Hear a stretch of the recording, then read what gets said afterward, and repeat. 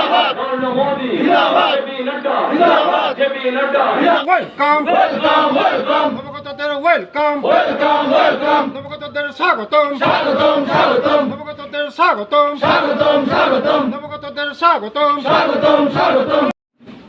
তিনি 29 নম্বর নিয়ে 13 নম্বর ভোট 13 নম্বর বুথ তিনি 22 গড়িয়া তাকুক মুজিবন নিয়ে নুখুঙ্গ তিনি কাছে যোগদান সভা তিনি 46 পরিবার নিয়ে 239 ভোটার তিনি থুরুক দফানি মাইনরিটি দফানি যতন তিনি বিজেপিও ফাইবেকা বেলায় খুশি তিনি তংথংমানি দিন বিনি নখালাও তিনি যোগদান সভা খায় আগামী দিনও বড় বছর ইয়াক বায়াক মিলগৈ সামং তাंनाय বড় থুরুক দফা বিশ্বাস থাকা যে আগামী দিন মোদিজি ছাড়া ভারতবর্ষনি কেবল কোন খাইমিয়া যে সেফ গার্ড দিমানো মোদিজি আবানি বাগানে বড় বিশ্বাস থাঙ্গৈ তিনি চিনি লগে ফাইগা সিপিএম নতাই বড় বিশ্বাস থাংলিয়া তাই খনা চিনি দুইটা রেজাল্ট বক্সনগর এবং ধনপুর ও ধনপুর বসং জিতি দङ বক্সনগর জিতি দङ ফুরুক দফারাव जों বিজেপিनि উপর বিশ্বাস থাকা আবানি বাগানে তিনি রেজাল্টनि सिगां दिनाव बेलाय तंथंमा दिन তিনি মুজিবনি নেতৃত্বেও তিনি প্রচুর সংখ্যক মাইনরিটি চিনি লগে ফাইগা आं सावो যে মাইনরিটি বচিন লগি দङ হামবাই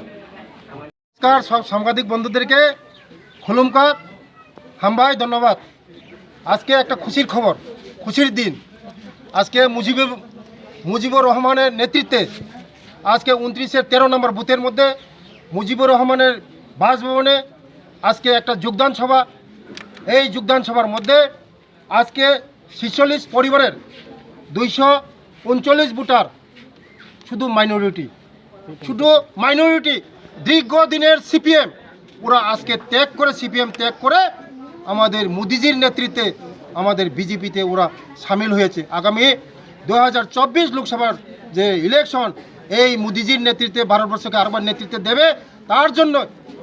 ওরা চেয়েছে ওরা দেখেছে যে মোদিজির নেতৃত্বে ভারতবর্ষে উন্নতি হয়েছে মোদিজির নেতৃত্বে এই ত্রিপুরা উন্নতি হয়েছে ওরা আমাদের সিপিএম সারা জীবন আমাদেরকে ঠকিয়েছে ওদেরকে একটা ঠকিয়েছে বলে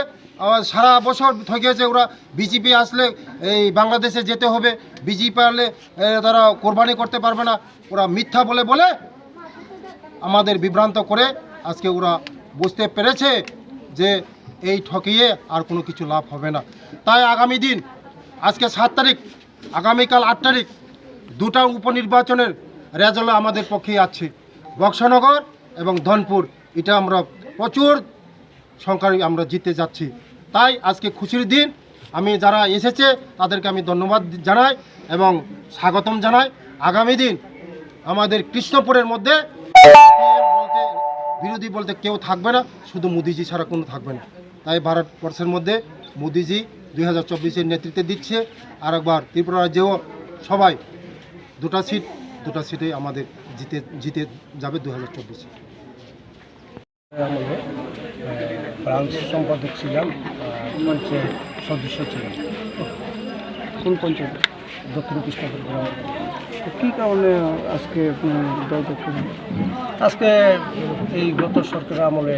আমরা পঞ্চায়েতের মধ্যে যদি একটা সিদ্ধান্ত করতাম পঞ্চায়েত প্রধান বা অন্যান্যরা এটা পাল্টে আর একটা সিদ্ধান্ত করতাম তাই আমার জনগণের স্বার্থে যেহেতু আমি পঞ্চায়েত একটা সদস্য হলাম যদি জনগণের কাজই না করতে পারি তাহলে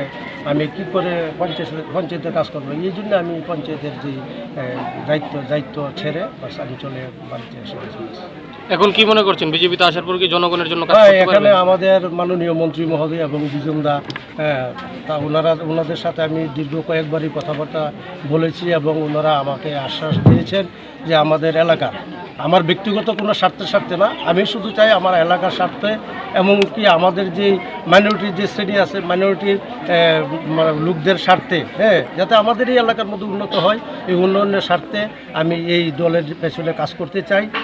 নিজের স্বতঃস্ফূর্তভাবে এমনকি আজকে আমার সাথে যারা এখানে জয়েন হয়েছেন এই 239 পরিবার ভোটার পাশাপাশি আরও কিছু পরিবার রয়ে গেছেন ওনাদের সাথে আমি যোগাযোগ করতে পারি না ওনারাও আশ্বাস দিয়েছেন আমার সাথে আসবে কাজ করবে